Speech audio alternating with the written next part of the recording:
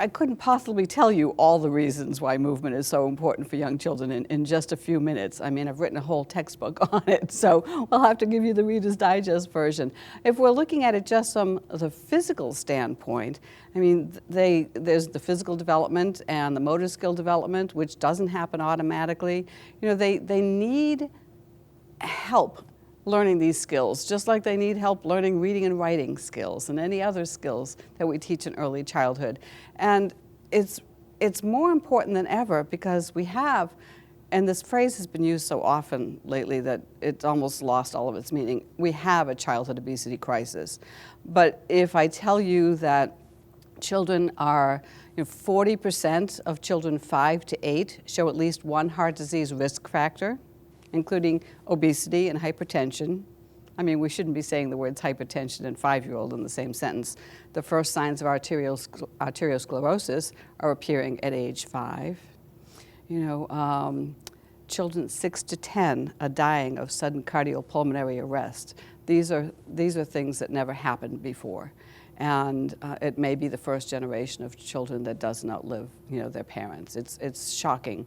And much of it comes from their sedentary lifestyles.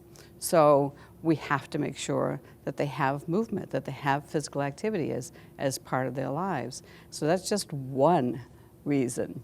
But it impacts the whole child. We tend to think of it in terms of physical development, but it also impacts social emotional development. We know they have to play together, to play cooperative games, to learn to take turns and to share and all of that. And then the aspect of child development that most people don't think about is the cognitive development. Young children need to physically experience concepts in order to learn them.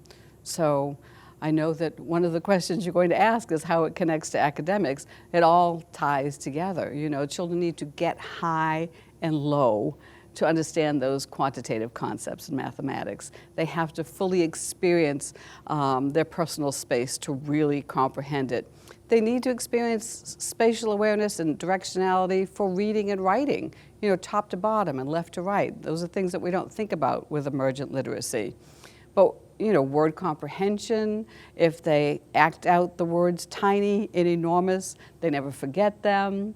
If they work on positional concepts, that's geometry and emergent literacy. I mean, they need to physically experience concepts in order to grasp them. And we have them sitting more and more and more. And it's absolutely contrary to what the research tells us.